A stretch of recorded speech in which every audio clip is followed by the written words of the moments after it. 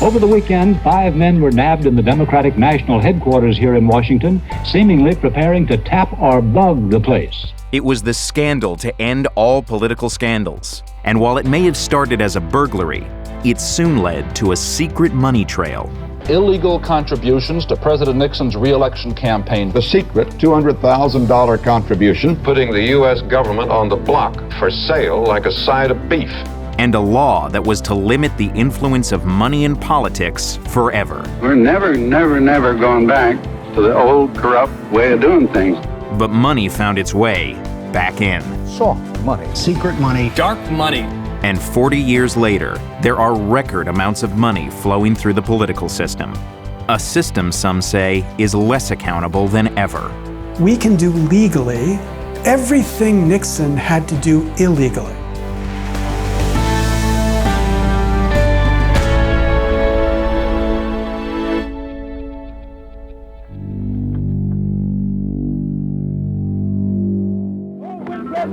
It was 1972, and President Richard Nixon was on his way to a landslide re-election victory, backed by one of the most successful fundraising efforts in history. If it takes money and organization to elect a president, the Republicans are ready with both. But that victory would soon unravel, after 5 men with ties to the Nixon campaign were arrested for breaking into the Democratic National Headquarters at the Watergate Hotel. The ensuing cover-up and widespread abuse of power would eventually bring down Nixon's presidency. I shall resign the presidency effective at noon tomorrow. But right after the break-in, the administration was concerned that campaign contributions had been tied to one of the burglars. John Dean, who was later implicated in the cover-up, was White House counsel. When Watergate occurs, it's immediately a problem for the White House. It raised the whole issue of what their campaign committee is doing and the fact that they've raised a lot of money. Watergate investigators learned that right before a disclosure deadline, the Nixon campaign had received tens of millions in confidential donations. They had literally stacks and stacks of cash sitting around. They couldn't count it as fast as it was coming in. The source of the money was revealed when a watchdog group, Common Cause, sued the Nixon campaign and discovered a secret White House list of donors. It included corporations, which were legally barred from any political giving. That list had the names of all these corporations and the amounts of money they had given. Some people were buying influence, and some people thought that if they didn't put the money up, they would get punished. American Airlines has admitted it made illegal corporate contributions to President Nixon's re-election campaign. American is charged that it was a victim of a shakedown. There are 2 aspects. Would you get something if you gave it, or would you be prevented from getting something if you didn't give it? But this money bought results. The President of the United States was exchanging government policy for money. After the dairy industry pledged $2 million to his re-election campaign, Nixon approved an increase in the price of milk. Former head of the country's biggest dairy cooperative pleaded guilty today to conspiring to... The scandals led to the convictions of some of America's biggest corporations and to an overhaul of the campaign finance system. The law would now limit how much individuals could give to candidates and how much they could spend in elections, while corporate contributions would remain illegal. The Federal Campaign Act of 1974 is going to change American politics forever, and hopefully for the better. We thought that we got what we needed. I felt we had achieved a very historic reform. Thank you for your generosity. Thank you very, very much. But by the 1988 presidential campaign, it was clear there was a major loophole. While donations to candidates were limited to $1,000, individuals and corporations could give any amount to political parties. Campaign handlers like to call it soft money. Soft money can be raised in any amount. All perfectly legal, the campaigns insist, since they don't spend the money directly.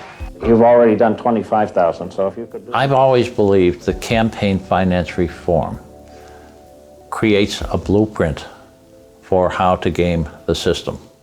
Robert Farmer broke fundraising records for Democratic nominee Michael Dukakis, by being the first to capitalize on soft money. It can't be coordinated with the campaign, but it's going to be spent to help the candidate. That's well known.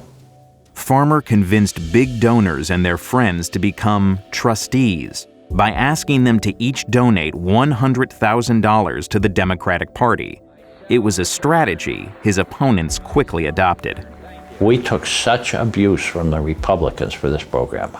That went on for about 45 days, and they instituted the exact mirror image of our trustee program. Any campaign is competition. If you don't have the resources to wage a credible campaign, you're out of it. You can't imagine how important you are to this campaign. When President Bill Clinton needed money for his 1996 re-election campaign, he invited supporters and some of his party's biggest soft money donors for coffee and sleepovers at the White House.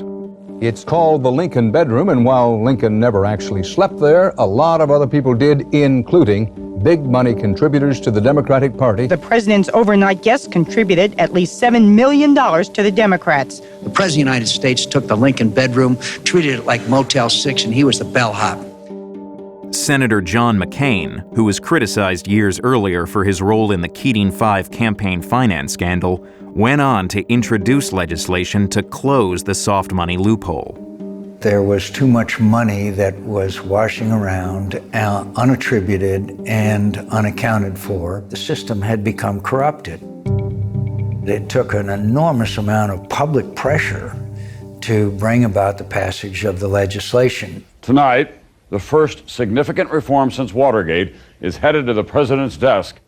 It took 7 years, but in 2002, they succeeded. Congress finally cleaned up the system, outlawing huge unlimited contributions from business, labor unions, and the wealthy, known as soft money. We felt very good. We knew there were going to be challenges. We knew they were out there. But I was very surprised and deeply disappointed when the United States Supreme Court made fundamental decisions such as corporations are the same as people. A blockbuster decision from the Supreme Court today. The sharply divided justices declared that the law violates the First Amendment's guarantee of free speech for all, even corporations. The First Amendment says Congress shall make no law abridging speech. It doesn't give the right to speak to certain people. It gives it to everyone. James Bopp brought the Citizens United case and says he is bringing more cases so there can be more money and more speech in elections. We need a lot more money spent because people are woefully uninformed.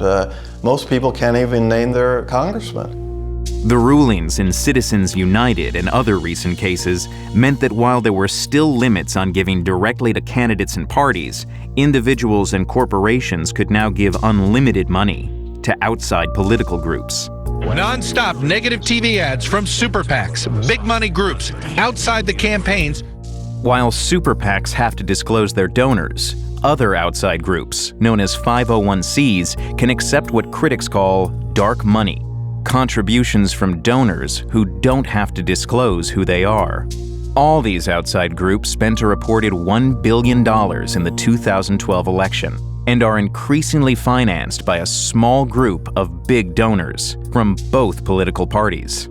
Indeed, a handful of billionaires have emerged as the country's backroom power brokers. If money is free speech, then the wealthiest people in America are those that get to speak the most freely. And it's not just high-profile national elections. Big outside money is also pouring into state and local contests, even judicial races. We want judges to protect us. And funding attack ads like this, which ran during the primary race for the North Carolina Supreme Court.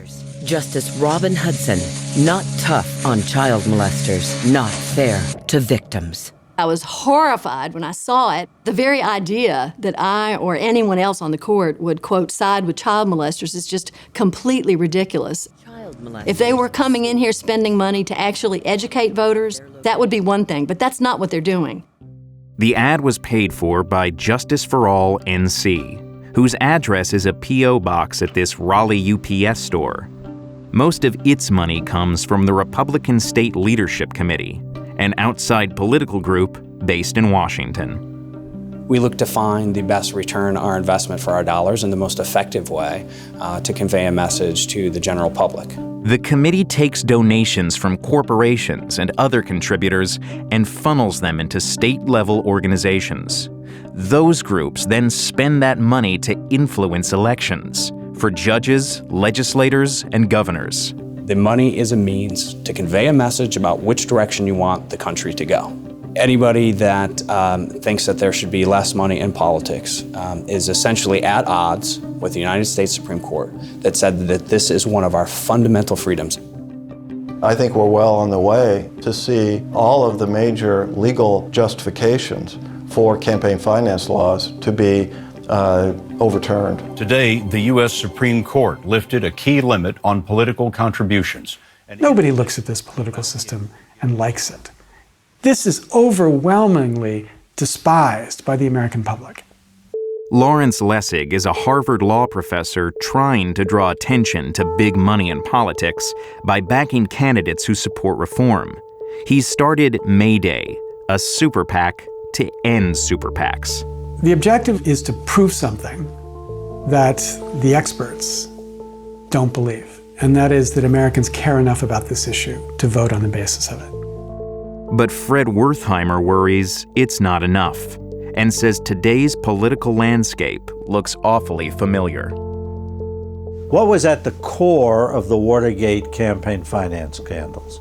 Corporate money, secret money, unlimited contributions from individuals. What do we have today? Corporate money, secret money, unlimited contributions from individuals. We are full circle to the days prior to Watergate. There are not people walking around the streets of Washington, D.C. with briefcases full of money, but we are very close to that.